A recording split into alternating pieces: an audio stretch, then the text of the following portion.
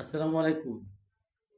বাংলাদেশের যে সকল মানে য- সব দপ্তরে যে সকল অনেস্ট অফিসাররা আছেন বা সমাজের অনেস্ট ব্যক্তিরা আছেন, তাদের উদ্দেশ্যে আপনার একটা কৌতুক বলি, মনোযোগ দিয়ে শুনলেন।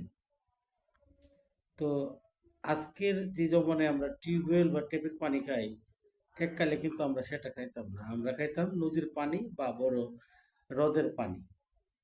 তো এক দেশের রাজা আর উজিরে স্বপ্নে দেখছে যে আগামীকাল সকালে সূর্য ওঠার পরে যে সূর্যের আলো যে সকল পানিতে পড়বে, এই পানি যারা খাবে তারা সবাই পাগল হয়ে যাবে। তো রাজার যে স্বপ্ন দেখছে দুইজনে, আর কেউ দেখে নাই। তো তারা উঠটাই সব সূর্য ওঠার আগে নদী থেকে পানি এনে বাড়িতে আপনার ড্রাম ভর্তি করে রাখছে। আর কেউ তো স্বপ্ন দেখে নাই।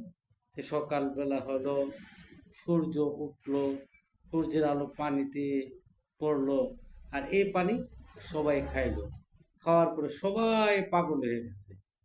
তো পাগল হয়ে এসে এ হেরে হের মাথার বাড়ি মারে, এ হের কাপড় টান্দা ছিড়ালা, কাপড় খুললা দূরে, ল্যাংটা হইয়া দূরে, যে যেমনে পারে এমনি করতেছে, এই যে একটা পাগলামি করতেছে।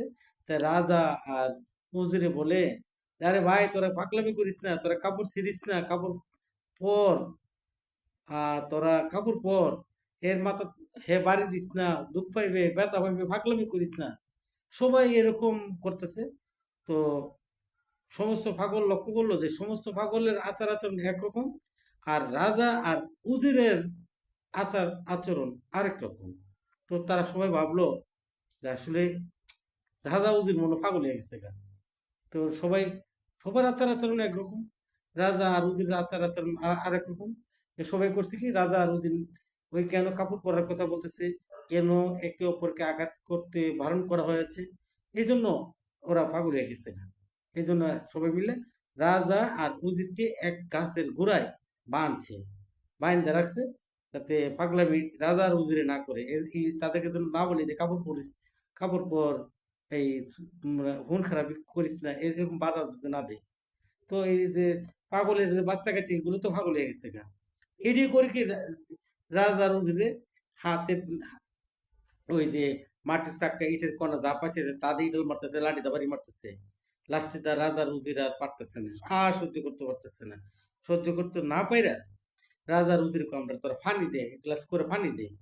তো লাস্টে তো ওই যে ওই পুকুরের পানি বা নদীর পানি এনে দিছে, এই পানি খাইছে। হায়া রাজার উজির ঠাস করে টান্দা রশিটা চিরা রাজা উজির পিটা লিছে, উজির রাজার পিটা লিছে। তারপরে একে অপরের কাপড় টাপড় ছিঁড়া মাথা মুথা ফাটাই দিতেছে।